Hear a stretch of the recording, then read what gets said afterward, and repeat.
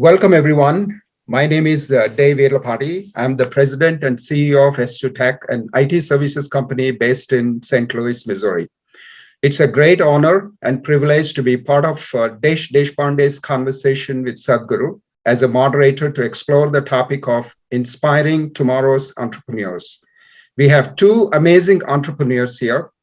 Sadhguru, who founded a nonprofit organization, Isha Foundation, and Gururaj Deshpande, who founded several for-profit organizations. Both have made a huge impact on human well-being across the world. Sadhguru, known as the cool dude on a motorcycle among American children, is ranked among the 50 most influential people in India. Sadhguru is a yogic, mystic, and visionary. He has been conferred 3 presidential awards in India, including one for his environmental work, as well as the country's highest annual civilian award for exceptional and distinguished service.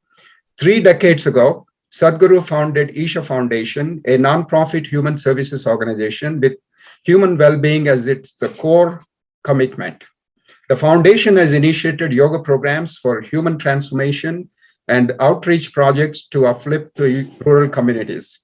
Isha is supported by 11 million volunteers in more than 300 centers across the world. Thank you, Sadhguru, for being part of the conversation. Dr. Gururaj Deshpande, known as Deshpande, is the president and chairman of Sparta Group LLC. Dr. Deshpande founded Cascade Communications with $1,000 investment and sold it for $3.7 billion. Dr. Deshpande's next company, Sycamore Networks, which went public in 1999, made him the richest Indian, and over 70% of internet traffic at one point of time was routed using his company routers. Dr. Deshpande has chaired and funded several other companies since then. So Dr. Deshpande is a life member of the Massachusetts Institute of Technology Corporation, and Deshpande co-chaired the National Council to support President Obama's innovation and entrepreneur strategy from 2010 to 2015. Thank you, Desh, for being part of this conversation. Thank you. Thank you, Dave. Namaskaram, Sadhguru. Namaskara. Desh, can I start you with one question? So as you look at the key points in your life and what you learned when you are in the late teens and early 20s, so what do you like to share with the students? I mean, the students that would be watching this video, the program is between 17 and 21 years. So what do you like to share with them? Well, I think some people grow up with wanting to be a great musician, a great something, and then they chart their whole life getting there. My life wasn't like that. I grew up in small villages and also big cities, and my father was a government servant. So most of the things that happened in my life happened because I got exposed to things. And so every 5 years, I've been doing things that I didn't know I could do or had any exposure to those areas, whether it's education at IIT, PhD in universities here, or managing in companies, entrepreneurship, starting companies, and now a lot of the social entrepreneurship. So I think the key thing that the young people should do is that everything in life is knowing what's possible to do, is the benchmark. Once you associate yourself with good people and know what's possible, and once you aspire to get there, I think you can get there. For example, Sadhguru, he set a whole new benchmark for millions of people. And so millions of people aspire to get there. But you don't realize that benchmark unless you get yourself exposed to good people. So any opportunity to work with great people, people who are very good values, good accomplishments, is what the young people should really look for. And the rest will all unfold by itself. Wow, that's very, very good answer, Desh. Sadhguru, how about you answering the question? As you look at key points in your life and what you learned when you're in the late teens and early 20s, what would you like to share with the students? See, you get somewhere not because you want to get there, because you're involved, your involvement is intense with every simple thing that you're doing. Today somebody may say that you are a great person for whatever reasons, that is their perception. But most people who are considered great are doing simple things with great intensity and involvement. It is because of that this has happened. At one time, our inner engineering programs, we used to put a byline, ordinary to extraordinary. So by third day, people asked, Sadhguru, nothing special happened. I said, I never talked about being special. I said, from ordinary to extraordinary, that means you become more ordinary than other people. Because you're so ordinary, everybody thinks you're special, that's their problem. But if you think you are special, if you think you are great, I think you're going to bury yourself into something. So it's extremely important. It is not about the goals, it is about the process. How profoundly are you involved? Like I was talking to, like we have these inside programs here, leadership programs. All the CEOs, over 200 CEOs every year, they come here from across the country and some parts of the world also. They were asking me, what is it that makes this Isha Yoga Center work so efficiently? Because everybody is a volunteer, nobody is really qualified for anything particular, they all do whatever they can do. I said, the fundamental difference is you are all devoted to the goal. Here we are devoted to the process. Every simple thing that we are doing it the way it should happen. Out of that, how far we go, what happens, happens naturally. Wow, this is very good, Sadhguru. Doing simple things with a lot. One important thing we must understand is, see, whatever we are doing right now we are having a conference, you are in St. Louis, he's in Boston, I'm here in Coimbatore. This is not because of us, it's the times in which we exist. If you were here a century ago, do you believe we would be doing this conference? Or if you were 500 years ago, would Desh be, making routers? No, maybe he would be making something, a sword or whatever else of the day, or maybe a bullock cart, who knows? So what we are doing is a consequence of times in which we exist. And it's for us to make the time in which we exist to progress into next possibility. But it is not all ours. We must bow down to every generation before us, because it's because of them today we are doing what we are doing here. So let us not take this as a big, a crown on our head, I've done this and that. Most of the things that we are doing is a consequence of the times in which we exist. Absolutely, Sadhguru. Sadhguru, this technology are coming into this wider use. The gap between rural areas and non-rural areas is widening. How can we bridge this gap? See, I feel technology is the best bridge that after some time, I believe in another 25 years, there will be no rural and urban areas left.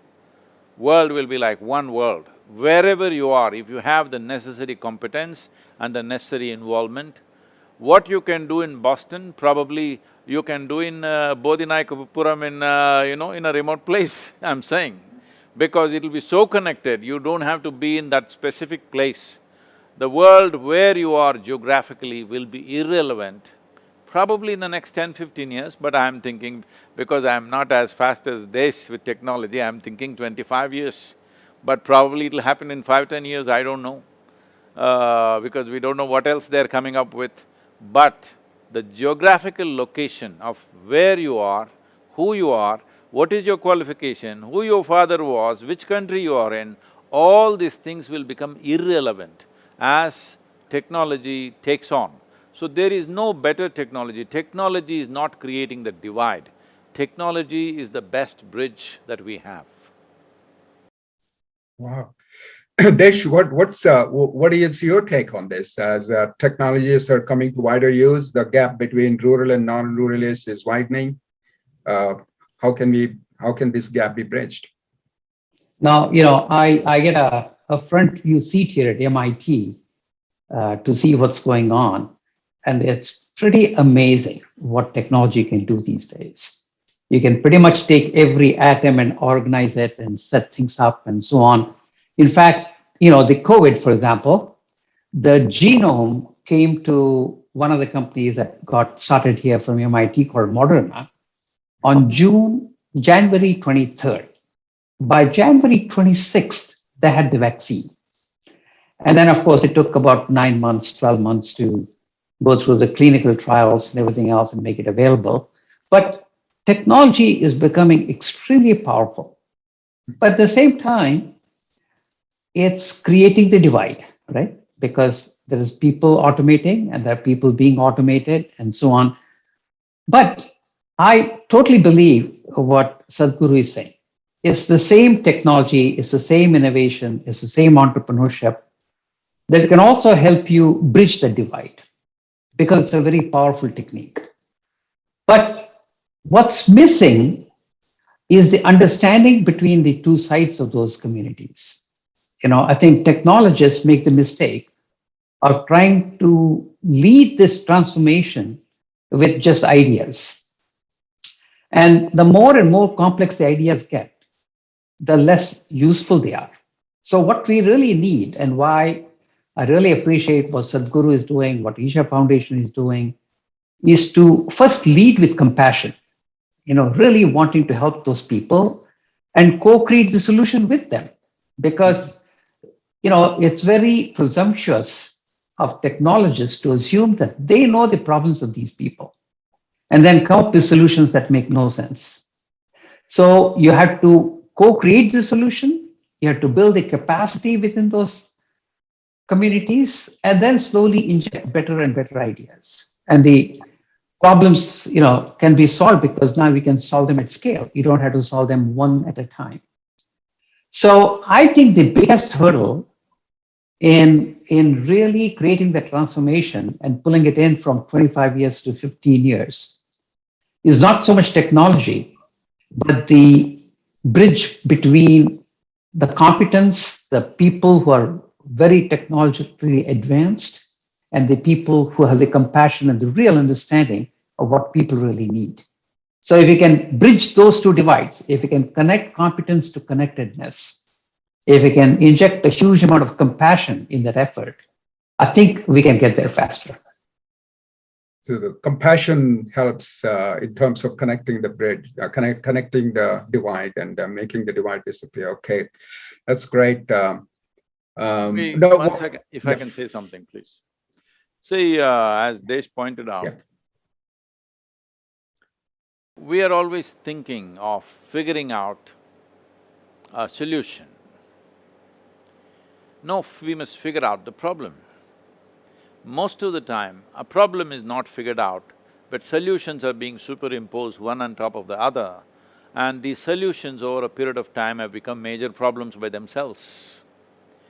So, to everybody, this has become a thing in the business schools, even in high schools, they are doing this, and of course, parents have been doing this always. What is the purpose for which you will live? And religions have been pushing one kind of purpose, technology is putting another kind of purpose, parents and society pushing other things. See, there is no need to find a separate purpose than life, because life is the greatest phenomena that's happening here. If you become an overflowing of life, that is, if you become an overflowing of your humanity, essentially, you will find a purpose. Because whether you do technology or spirituality or you grow a crop, essentially the fundamental business is human well-being. If we understand this, not intellectually, but if every human being in our education systems, we think that in trying to be objective, we are removing all the subjectivity that a human being is made of. Objective approach is needed for certain aspects of life, but life itself is a subjective process. If we ignore human experience and try to develop technology, try to do things, try to build nations and do everything, all we are becoming is in the end we see we are inhuman to each other. This inhumanity is not coming by intent. It is a systemic inhumanity that is happening, simply because we have not focused on the subjectivity of the human being. We think everything can be dissected and understood. If I want to know you, I cannot know you by dissection. By dissection, I will kill you. Only by inclusion I shall know you. So this is not brought into our education systems. Because of this, it looks like technology and humanity are growing in two different directions. That is not the way forward, definitely. So how do we make a person inclusive, Sadhguru? See, life is inclusive. It is only the intellect which is exclusive, and it has to be, because see, my body and your body are two different things. There is no way these two things can be one till we are buried, of course. When we are buried, we'll all become soil But till then, you are separate, I am separate. My mind and your mind, they're two different things. Here and there we may overlap, but my mind is my mind, your mind is your mind. But there is no such thing as your life and my life. This is a living cosmos. You captured some, I captured some.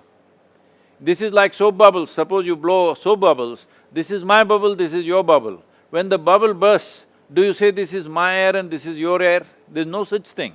So the most important part is, right now because of… I'm saying this without any prejudice, the entire world's education has come from European foundations, where there was such a dogmatic religious impositions that when people were allowed to think for themselves, thinking means essentially an intellectual process which is happening from a limited data that we have gathered and a logical thinking based on that. When they were allowed to think for themselves, or they broke loose from the religious dogma and started thinking for themselves, they thought this is the biggest breakthrough. And they eulogized it and formed the education system entirely on that. Today the whole world has taken to this form of education. Because of this, we are using only one dimension of intelligence, which is our intellect. Tell me, if I ask you, do you want a sharp intellect or a blunt one? Sharp. Yes, you chose right, otherwise I would have blessed you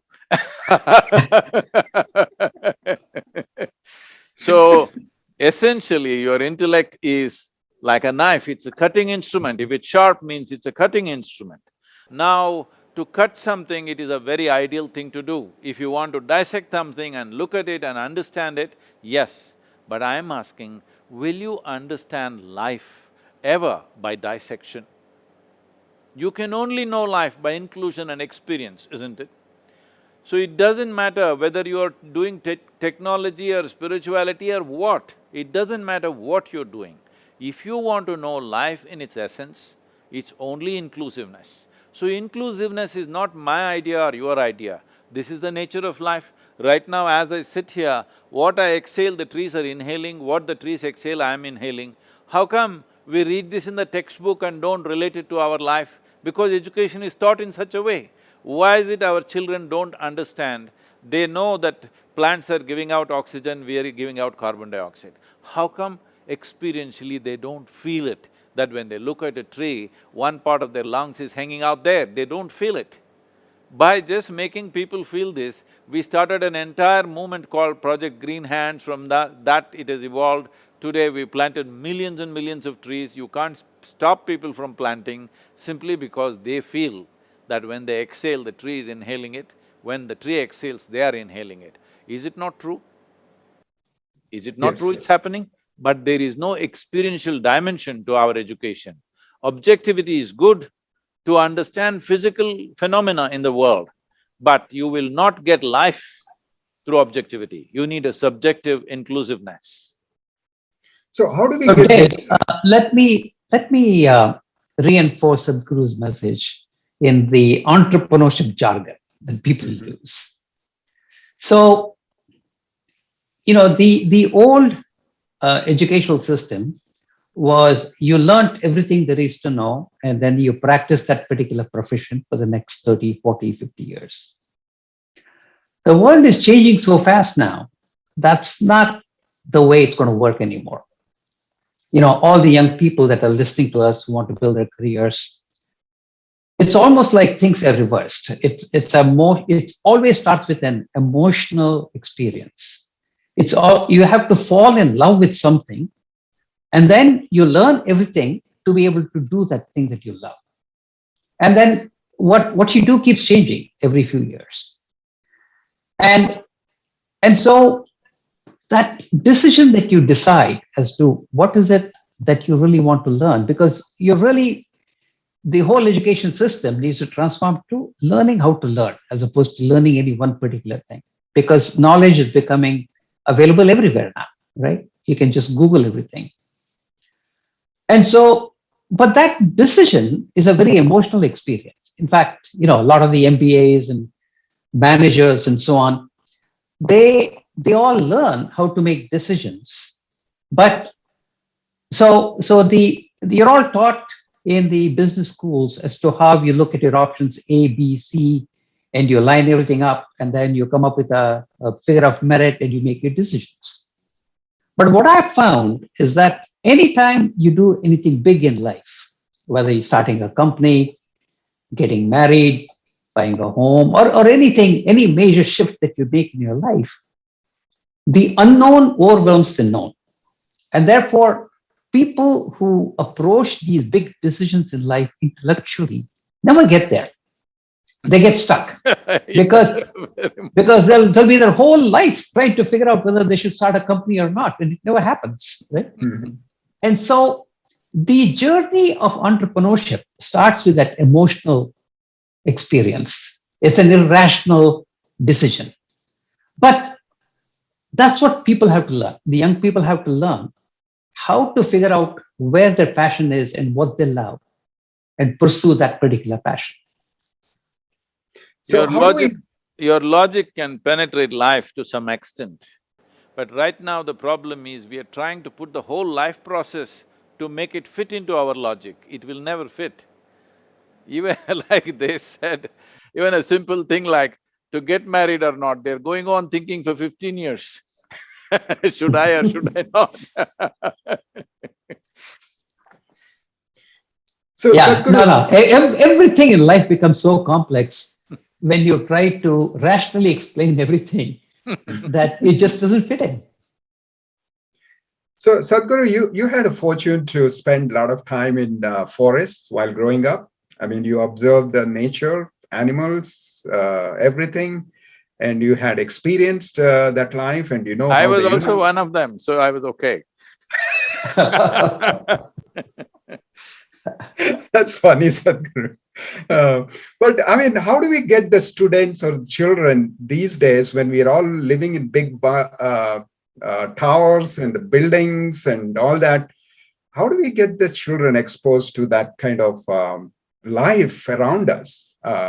The trees, the mountains, and the forests, and the animals, and the life, how they interdependent on each other, and as you talked about the trees, they exhale and we inhale, we exhale and they inhale. That kind of dependency. How do the children get to know this? See, if we are concerned about a child's growth, one important thing is that they must be exposed to nature to whatever extent possible.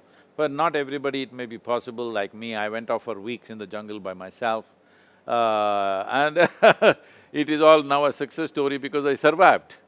But it is very easy not to survive, it's very much possible. So it is not that every child has to do that. Well, I went away and it was a big adventure for me, but it was a trauma for my parents. I can't imagine my daughter going away into the jungle without telling me, and how will I deal with it? Definitely it's a big concern. But safer ways of doing things are there. In most countries it is possible still to do it. So one thing is when we build a school, right now here we have a school. Well, we are a few hundred acres, but our backyard is 10,000 square miles of rainforests.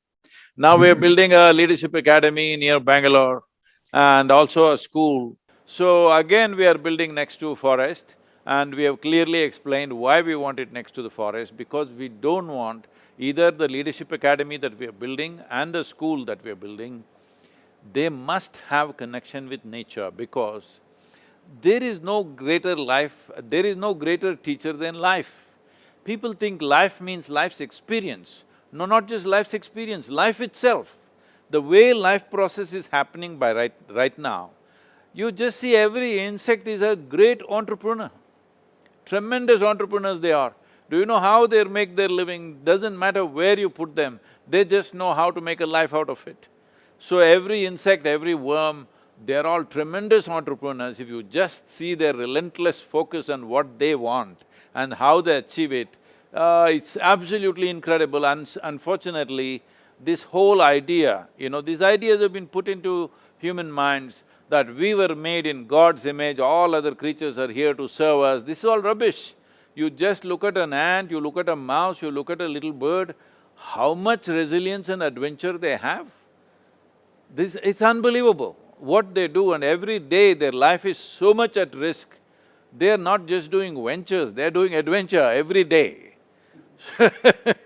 So, there is no better school than nature, if not going away by themselves. Organized ways of approaching this we must do, because removing them completely from the source of life and trying to build an artificial sense of life is definitely going to come back to us in a very bad way somewhere. Yeah, I agree. A lot of times people say, why is it that so many Indians who have come to US have become entrepreneurs and done so well, right? Mm-hmm. Mm-hmm. And mostly because you need out-of-box thinking, right? Mm-hmm.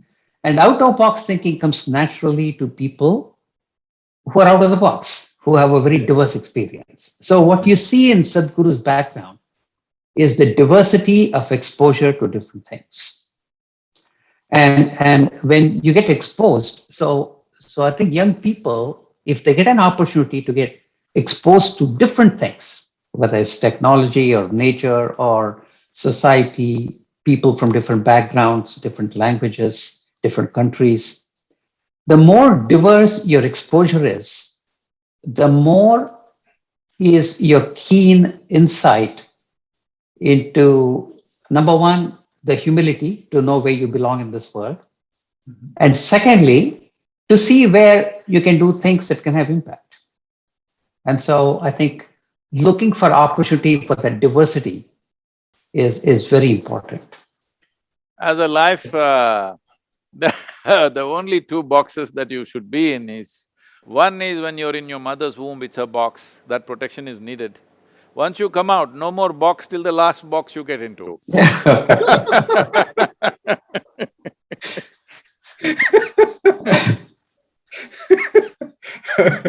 Very well said, Sadhguru, very well said. Sadhguru, you have a attention. You can observe anything and kind of grasp that very quickly. And I was amazed that you drew a painting, Bha-ra-ta painting, and it was auctioned off for over 5 crores. And I knew that you are not a painter or artist. And now I am, now I am. now you are.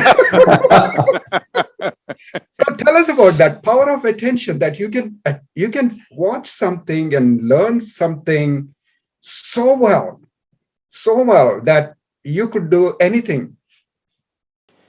See, every human being is capable of this.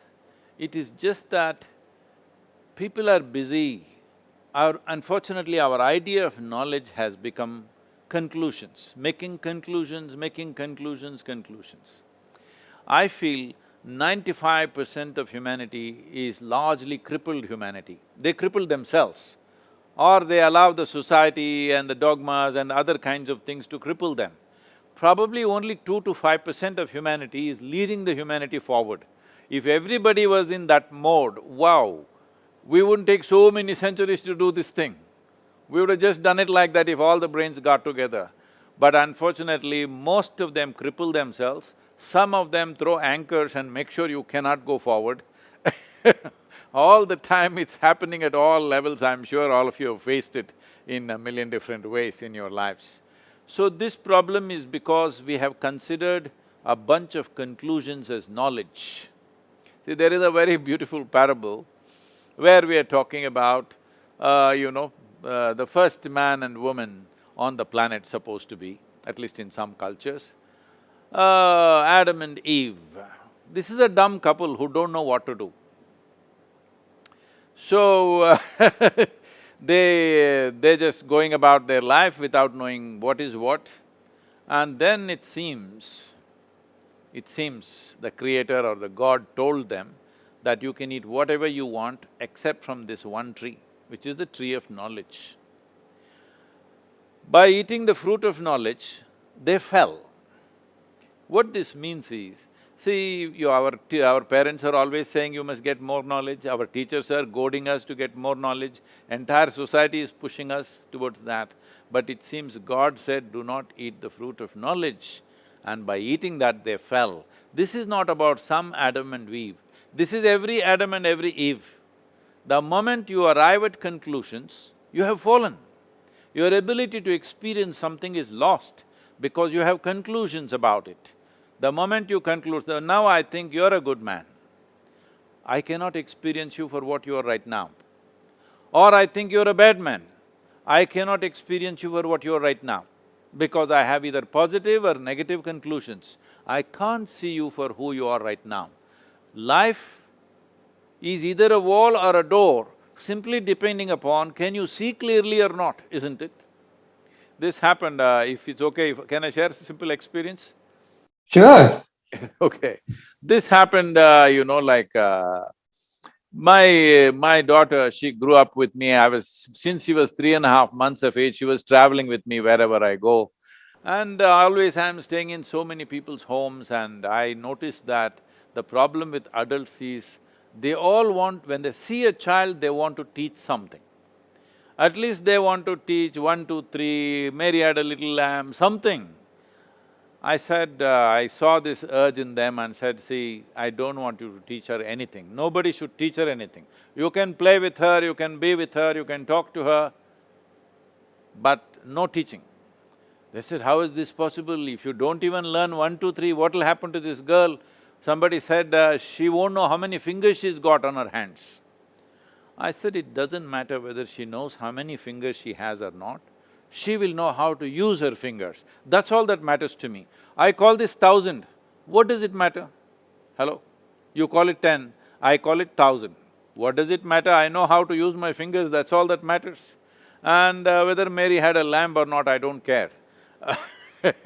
So, so I said, nobody teach anything, because everybody wants to teach a child something that's not worked in their life. When I say it's not worked in their life, see, when they were children, how joyful and wonderful and exuberant life they were. And by the time they're 35, they become like they're sinking down, as if earth is pulling them down. Most people have become like that. Why? Because whatever conclusions they have made has not worked, isn't it? And they call this knowledge. So, she grew up like this without any influence on her. When she was 12, 13 years of age, one day she came back from school and she was disturbed about what happened in the school that day, and she said, you're teaching everybody so many things, you don't teach me anything. I said, see, I don't do anything unsolicited. Now that you've come, okay, sit down here. And I said, see, this is all you need to know. Never look up to anybody. She looked at me with a expression, what about you kind of expression. I said, especially me, never look up to me, because if you look up to me, maybe you'll take my picture and nail me on the wall. I am no use there. You must see me for what I am. If you see me for what I am of immense value. If you look up to me, you will put me in heaven and I'll be no use to you. And never look down on anybody. Do not look down on anybody or anything, do not look up to anybody or anything. See everything the way it is. You will navigate your life effortlessly. Yeah, absolutely, Sadhguru. So Sadhguru and Desh, we have about 600 students registered for Moonshot Junior Entrepreneurship and Leadership Program boot camp for 9 weeks. Moonshot prepares the students for Industry 4.0, the entrepreneurial revolution and to empower them to become future entrepreneurs and leaders.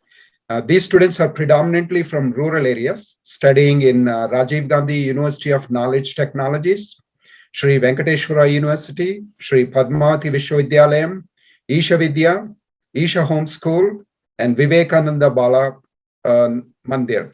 So these students have submitted over 500 questions, Sadhguru. It was a tough task to get that. Desh suggested that we should involve the students, and so we went to the students and said, your meeting.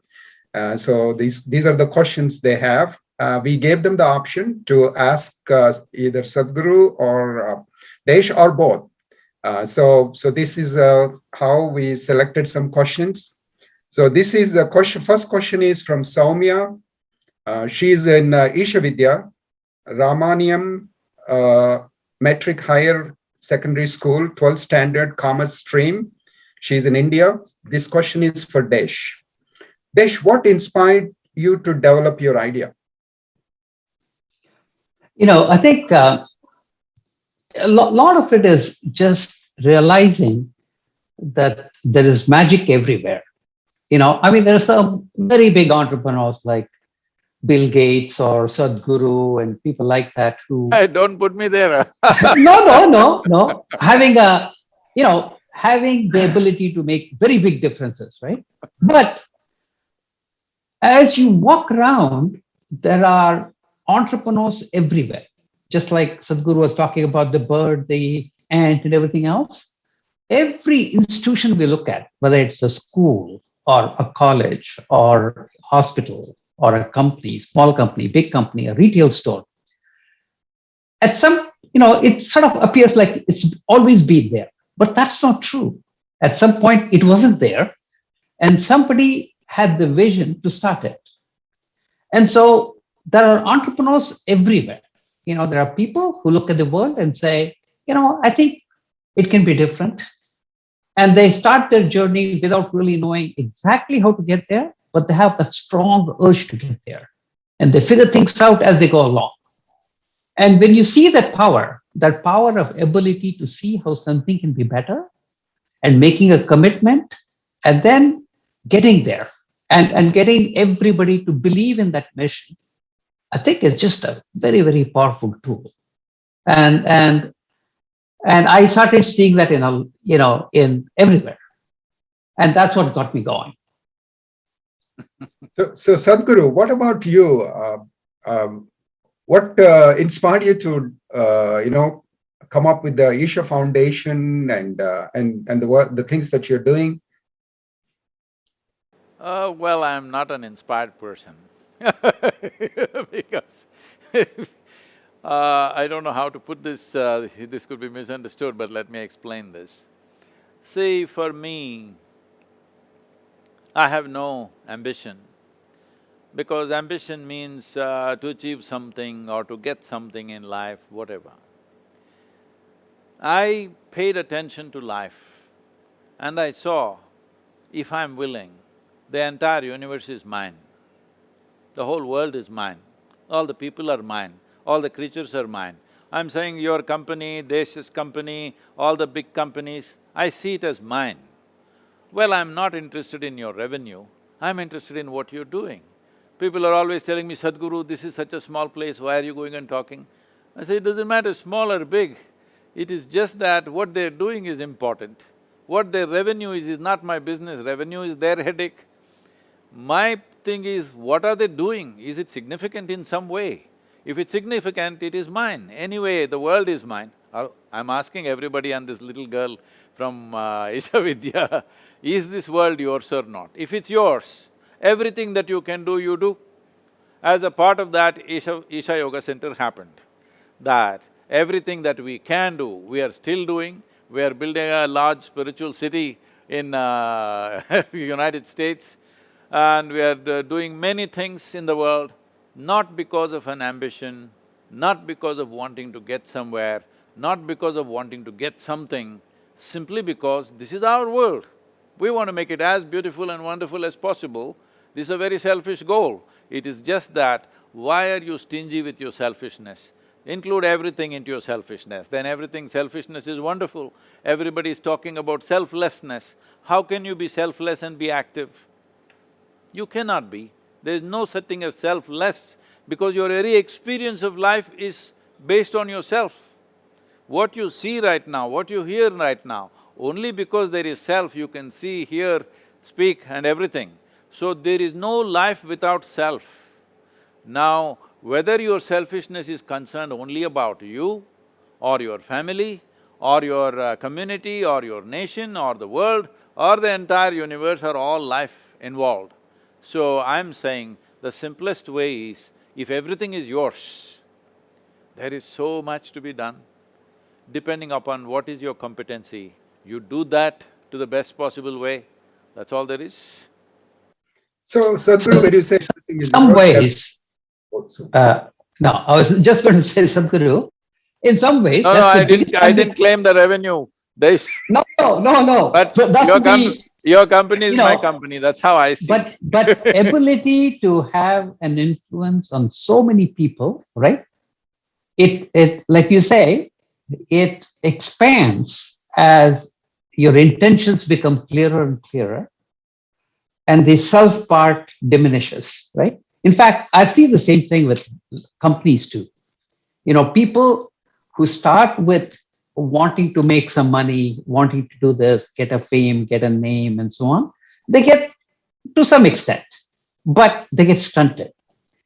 It's the people who really want to make a difference, where the self is not at the center, are the ones who really make a big difference. So I think there's a very common characteristics. You don't start by saying, it's my ambition, because as soon as you say my ambition, the game is over. Shall I share my problems with you? Sure. So this happened when I was 25 years of age, and one day I'm just sitting on the famous Chamandi hill, and suddenly I realized that I'm just bursting with ecstasy, every cell in my body is dripping ecstasy. Then I pay attention to this, why is this happening to me, what is it? Then I realized, if I take my hand off my mind, if I don't mess with my mind, everything within me is just bursting in ecstasy. Then I experimented this little more and then found a way. Then I knew that I could make everybody ecstatic. So, I sat down and made a plan. In 2.5 years' time, on that day the world's population was 5.6 billion people. I said, in 2.5 years' time, I'll make the whole world ecstatic, because who will not want it? Who will not want to live blissfully? I thought nobody will reject it. See, 39 years. Oh, you're getting there, you're getting there. So you're the cool… So, people say today we have touched over whatever 1.2, 1.3 billion people are nearly 2 billion people, but still that's not my idea of the world. It's 7.8 billion people today. So I know I will die a failure, but I'm a blissful failure. Okay. So I have a second question. It's from Murugavel Swami, Vivekananda Mandir Metric Higher Secondary School, Science Stream, 12th Standard in India. And this question is for Desh. What was your key driving force to become an entrepreneur? Well, it's just excitement, for me, life is made if you get up in the morning and you're excited about the day and have fun that day. And if you can live every day of your life like that, there's nothing more to it. And the very first company I worked for was a little company in Toronto that was owned by Motorola, but it was a little startup. And that's where I got that experience over the 4 years, building a big business and so on. But every year it was a whole new experience in terms of realizing that I could do things that I never thought of. And even more so, the people that you hired and worked with you, they all would say, oh, I didn't know I could do all these things.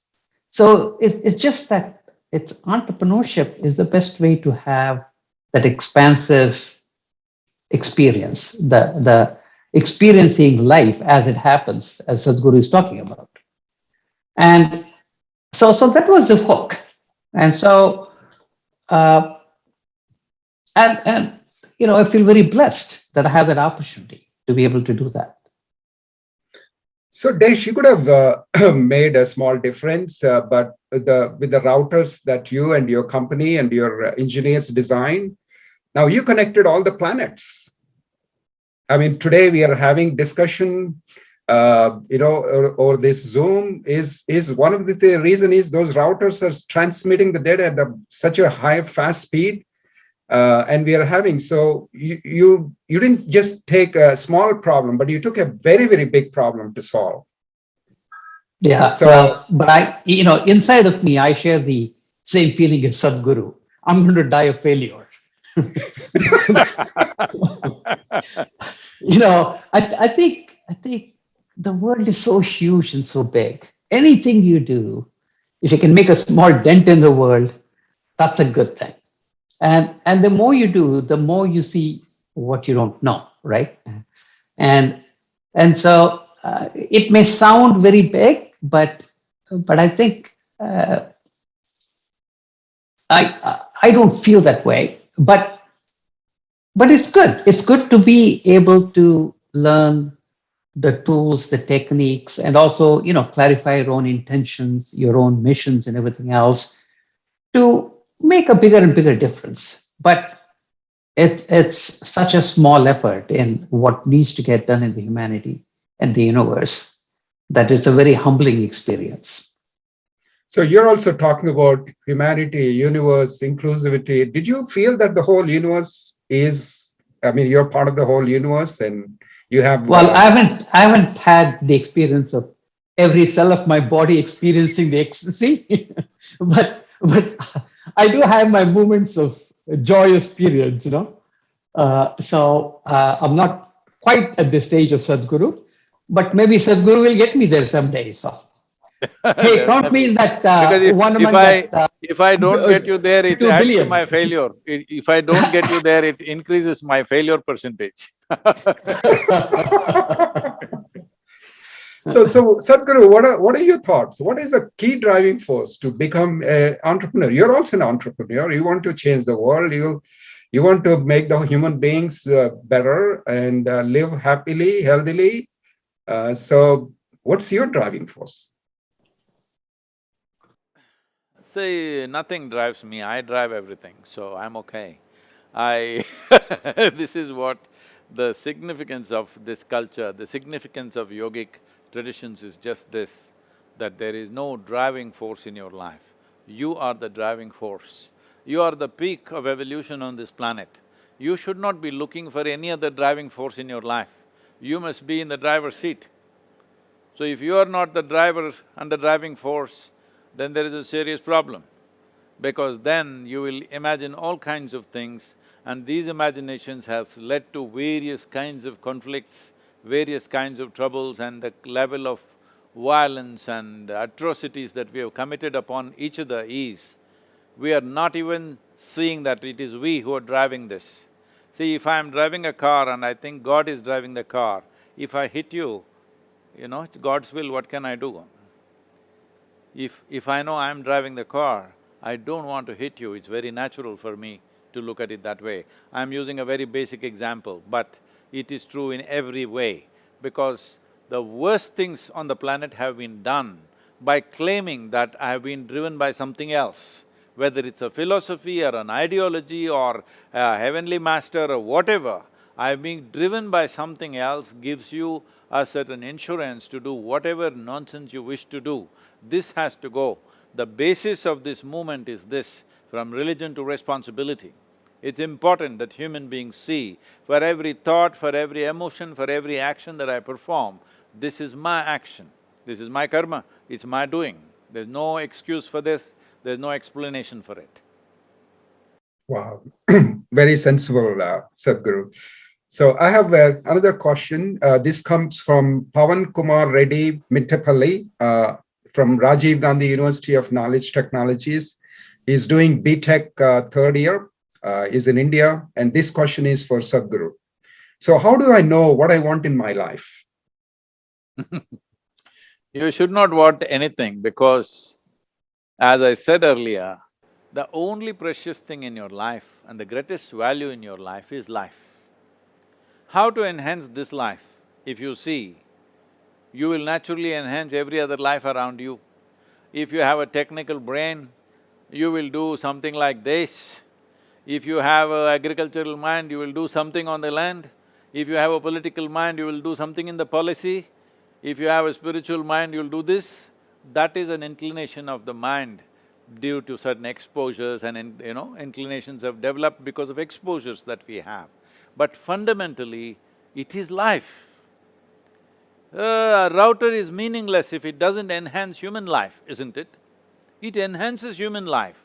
That is why it is valuable. The technology is valuable because it is enhancing life. So let us not misunderstand this. Technology is not the most valuable thing. Life is the most valuable thing because that's the only thing we have. We think we have many other things. We think we have wealth, we think we have money, we think we have something else. No, we have… the only thing that we have is life. See, right now, we are sitting here, if the life is taken out of this, what is the use of these clothes? What is the use of this building? What is the use of the money? What is the use of the knowledge? What is the use of anything? These are all, accessories to life. We are misunderstanding accessories as life. No, if you hold life as the prime thing, you will see your body, your brain will develop in such a way depending upon where we are placed. In the times in which we are born, what we did as a previous generation, this generation need not do the same thing because so many things have been done till now, that you don't have to start from zero again.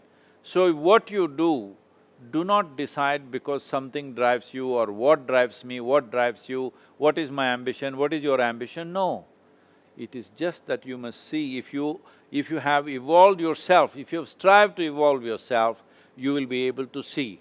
When you see, you will see what is needed. When you see what is needed, you find a solution for that. You see how to enhance that. That's all life is. As I said, if Desh was here 1,000 years ago, maybe he would have built a fantastic bullock cart. Absolutely. One that would go really fast. Yeah, it would go really fast. Don't make it go faster than the bulls, huh?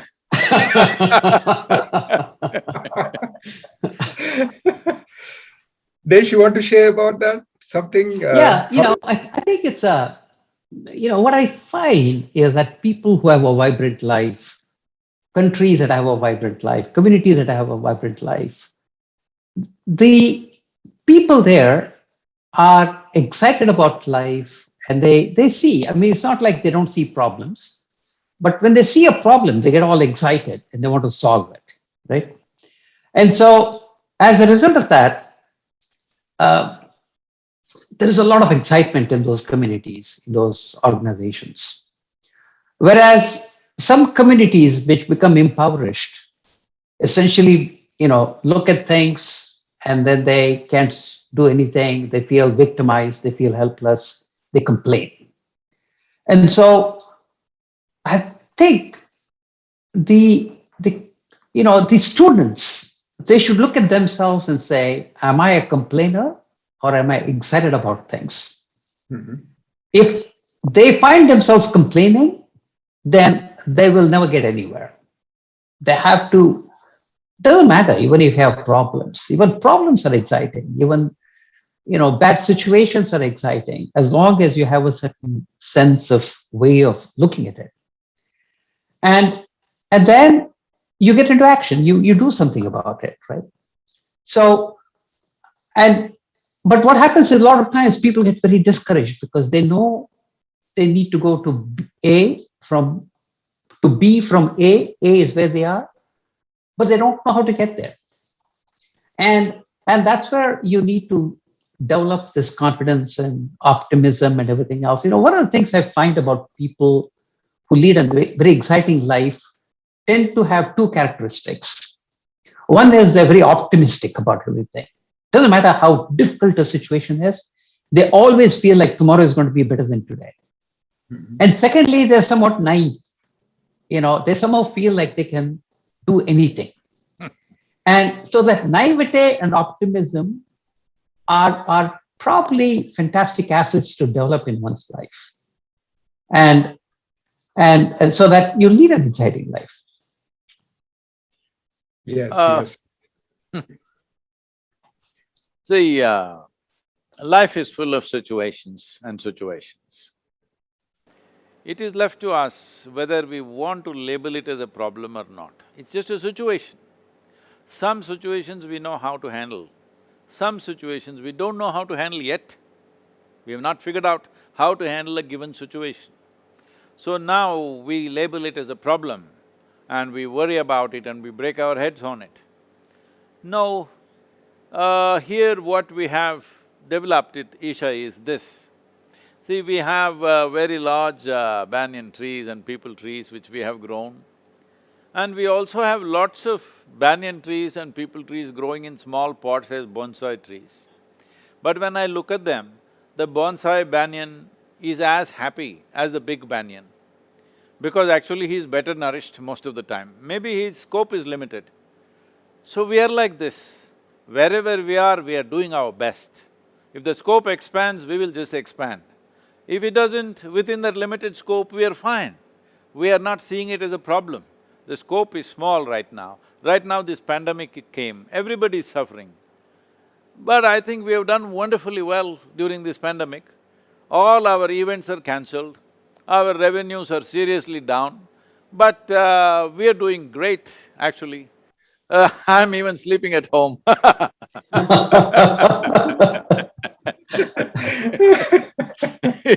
So there is no complaint, it's a different situation.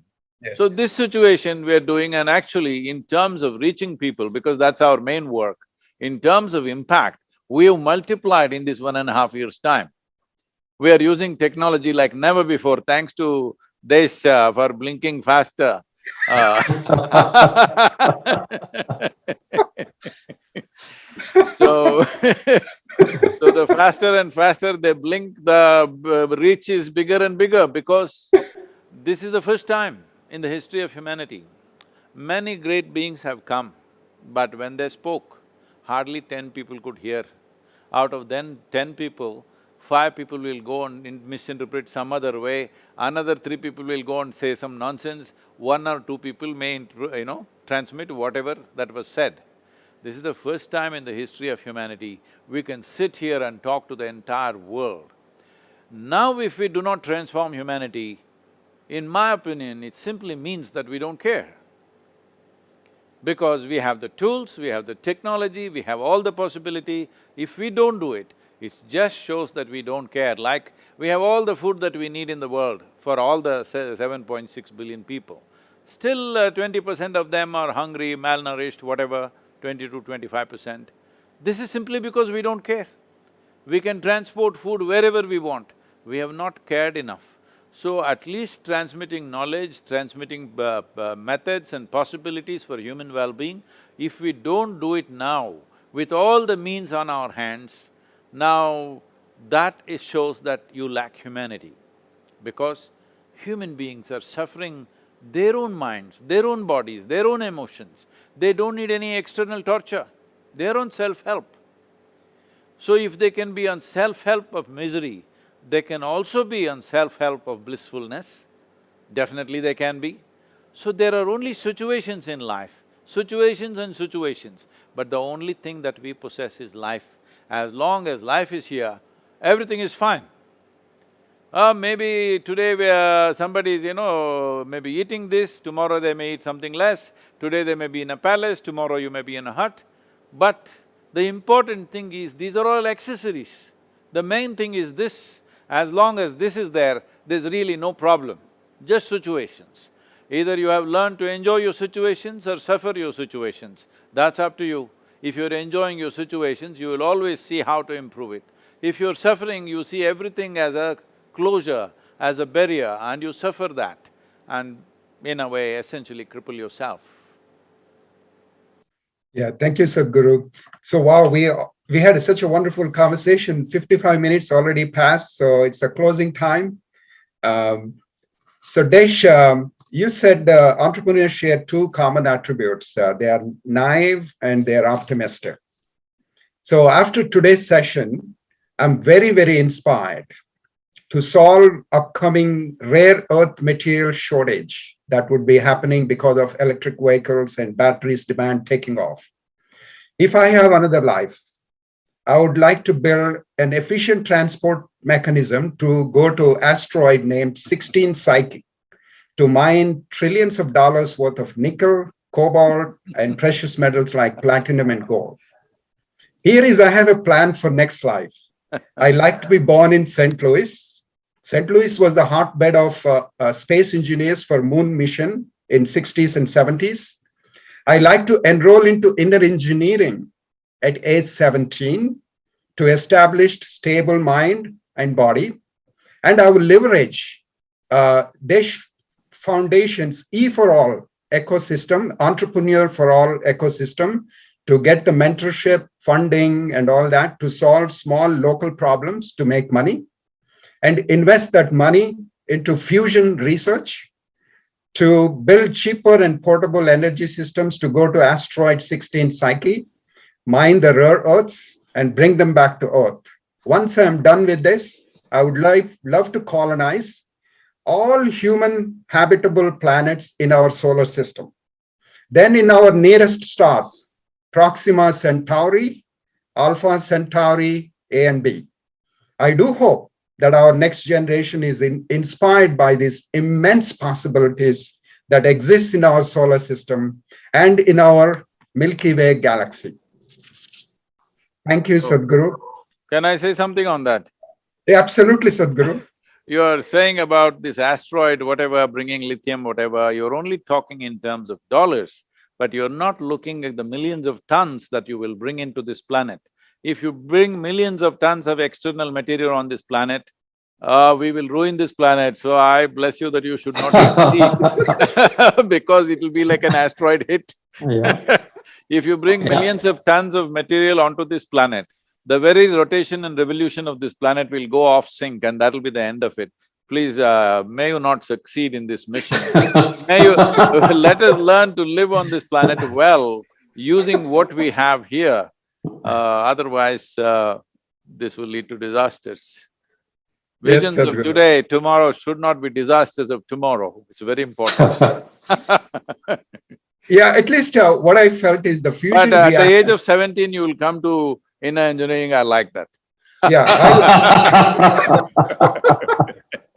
So, Sadhguru, the inner engineering, I took it very late. When I was 60 years old, I took it. It transformed my life. I mean, I have learned to live happily every moment of life. I don't have anger. My health has improved. My relationships have improved. Sadhguru, I don't know what it is. It works. It worked for me. And we had Harvard Medical School Associated Hospital come in and do the research on our employees. The stress level went down by 50%. They were happy. And that's why the stress level, whatever they measured, perceived stress score has gone down 50%. In fact, today, all employees and interns joining my Hyderabad office, as part of the onboarding program, we have inner engineering as a compulsory onboarding course. Why would I invest my life on something that doesn't work? Absolutely. Absolutely. Absolutely. I think people, seeing this program, I would say one thing I would say, this inner engineering works. It has worked, it is scientifically proven, and it has helped me personally, my employees, and my employees went through the pandemic very, very joyfully. They didn't really get worried and concerned. And this program has amazing way to transform and be inclusive and think of whole universe as ourselves and solve the bigger problems that we have using problem-solving mindset and innovation. So we can make this whole planet better. And Desh has a wonderful plan to do this E for all, entrepreneurship for all. And he likes to build an entrepreneurial ecosystem in every university, college, and school or any town. And I would love to see, especially the IITians who are in the United States, who came. We got so much from our country, India. So let's see whether we can team up with the Desh Foundation and roll out this E for All for our universities, our villages, our hometowns, so that the entrepreneurs have the tools and the mentorship and the funds available to make this planet a better planet. That's fantastic, most Thank needed in you. India right now. Desh, Thank you. wonderful. Thank you very much. Namaskaram, thank you very much. Namaskar. Namaskar.